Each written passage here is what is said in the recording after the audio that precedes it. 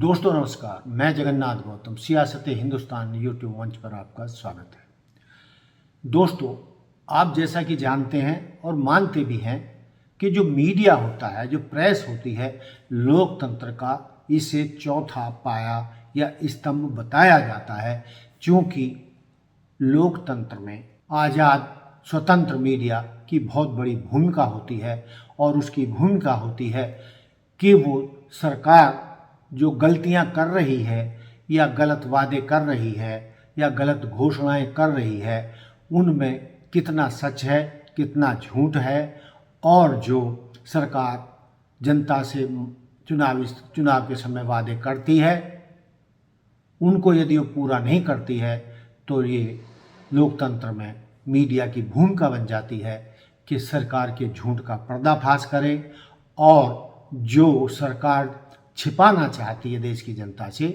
उससे देश की जनता को अवगत कराए। यही लोकतंत्र की परंपरा रही है और इसीलिए मीडिया को या प्रेस को लोकतंत्र का चौथा पाया माना गया है। लेकिन दोस्तों, जैसा कि आप देख रहे हैं पिछले कुछ वर्षों से या एक दशक से, विपक्ष गोदी मीडिया को भिगो भिगो कर मारता है।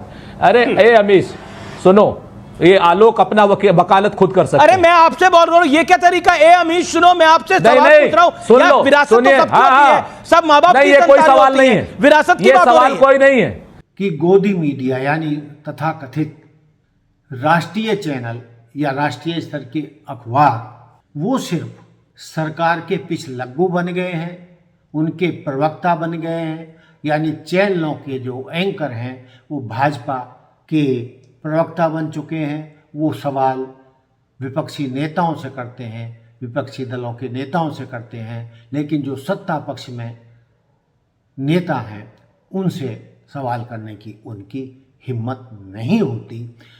तो दोस्तों, समय समय पर इस तरीके की कई बातें होती रही हैं कि समय समय पर गोदी मीडिया की पोल खुलती रही है।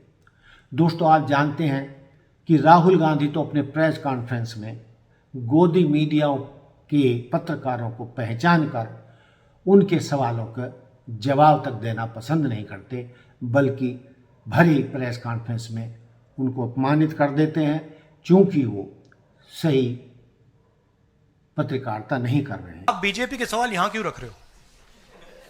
नहीं, ये सवाल हमारा है। नहीं, आप बीजेपी के हो क्या? नहीं, बिल्कुल नहीं हूं। तो फिर बीजेपी के सवाल हमारे प्रेस कॉन्फ्रेंस में क्यों रख रहे हो? राहुल जी, मैं आपके सामने सवाल कर रहा हूं, एक जर्नलिस्ट का सवाल है।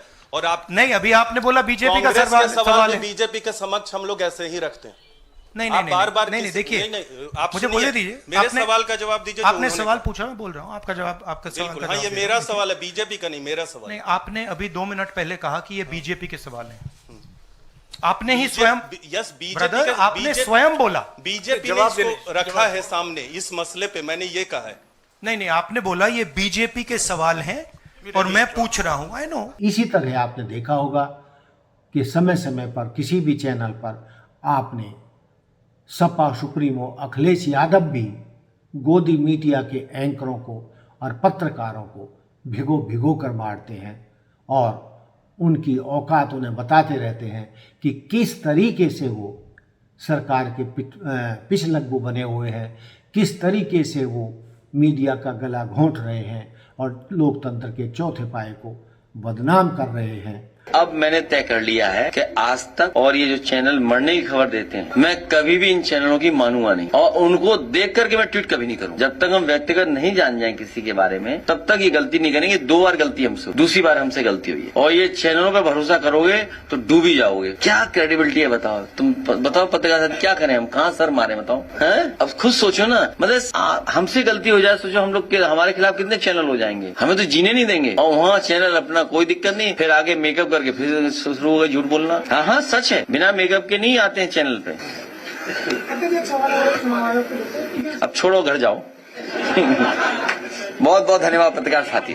तो दोस्तों, ये जो बात है अब पूरी दुनिया में फैल चुकी है। गोदी मीडिया शब्द जो है अब इंटरनेशनल हो चुका है। और दोस्तों, कई बार ऐसे मौके आए हैं जब गोदी मीडिया से जुड़े कई पत्रकारों ने अपनी परेशानी बताई है कि हम क्यों गोदी मीडिया हैं। इसी तरीके से मैं आज गोदी मीडिया के बड़े चैनल के एंकर की स्वीकारोक्ति आपके सामने प्रस्तुत कर रहा हूं। ये वीडियो क्लिप आप देखेंगे तो आपको पता चल जाएगा कि उसमें वो क्या कह रहे हैं। वह बड़े पत्रकार, वे बड़े एंकर भारत के कह रहे हैं कि हम जानबूझकर गोदी मीडिया नहीं बने हैं, सरकार की गोद में नहीं बैठे हैं, बल्कि स्थिति ये हो गई है कि सरकारी पैसे से ही हमारे मीडिया हाउस चल रहे हैं। यानी सरकार यदि हमें भारी भरकम विज्ञापन ना दे, एडवर्टाइजमेंट ना दे, तो हमारे मीडिया हाउस बंद हो जाएं और हमारी नौकरी चली जाए।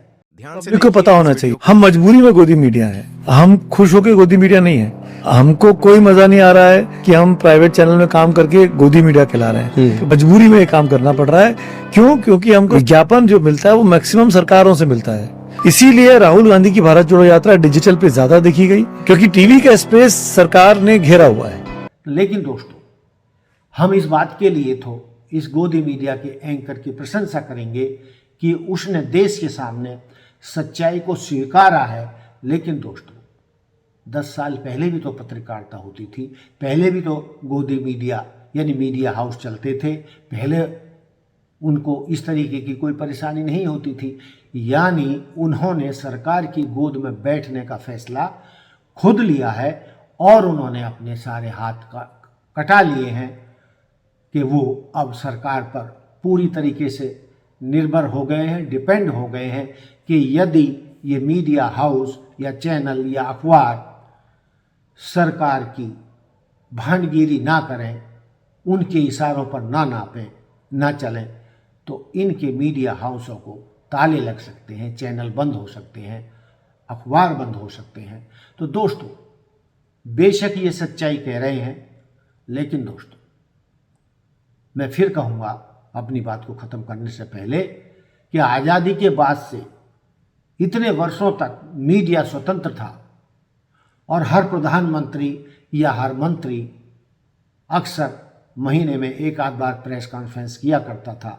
लेकिन दोस्तों, हमारे देश के प्रधानमंत्री ने आज तक सारे देश के वरिष्ठ पत्रकारों को बुलाकर कभी भी प्रेस कॉन्फ्रेंस नहीं की और यहाँ तक कि विदेशों में भी वो प्रेस कॉन्फ्रेंस नहीं करते हैं।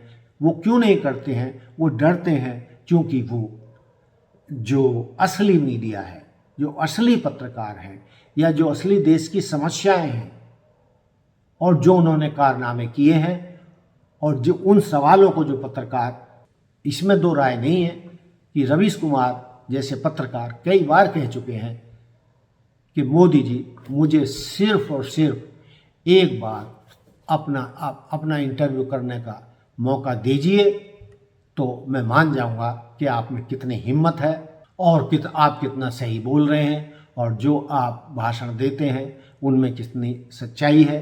यानी देश के वरिष्ठ पत्रकारों और बुद्धिजीवियों का ये मानना है कि जो पत्रकारिता रवीश कुमार करते हैं वो अकेले जो 24 घंटे में सरकार या गोदी मीडिया के पत्रकार भांडगिरी करते हैं या सरकार झूठ बोलती है या नेता झूठ बोलते हैं या गृह मंत्री या मोदी जी झूठ बोलते हैं, अकेले रवीश कुमार 24 घंटे में एक बार वीडियो डालकर उनके सारे करे धरे पर पानी फेर देते हैं। यानी आप ये कह सकते हैं कि पूरी सरकार पर रवीश कुमार जैसे कुछ गिने चुने पत्रकार भारी पड़ रहे हैं, जबकि नेशनल चैनल के जो एंकर हैं और बड़े पत्रकार हैं उनकी कोई औकात नहीं बची है। और ये जो वीडियो हमने आपके सामने रखा है उसी से पता चल जाता है कि ये गोदी मीडिया के एंकरों की या पत्रकारों की क्या औकात रह गई है। दोस्तों, हमने जो बड़े चैनल के इस पत्रकार का, एंकर का जो वीडियो आपके सामने दिखाया है, ये अपने आप में एक कटु सत्य है। लेकिन दोस्तों, हम ये भी नहीं दावा करते हैं कि ये जो वीडियो है 100% सत्य है, यानी हम इसकी पुष्टि नहीं करते हैं। लेकिन जिस तरीके से ये वीडियो आया है वो बिल्कुल लगता है कि सत्य पर आधारित है और गोदी मीडिया यानी उनके अंदर से ये आवाज़ आई है और उन्होंने दिल की बात बताई है कि वो जानबूझकर गोदी मीडिया नहीं बने हैं, बल्कि हालात ऐसे हो गए हैं कि हम सरकार पर निर्भर हैं और हम सरकार की गोद में बैठकर गोदी मीडिया का ठप्पा लगवाकर कोई खुश नहीं है, लेकिन हमारी और हमारे मीडिया हाउस की ये मजबूरी है।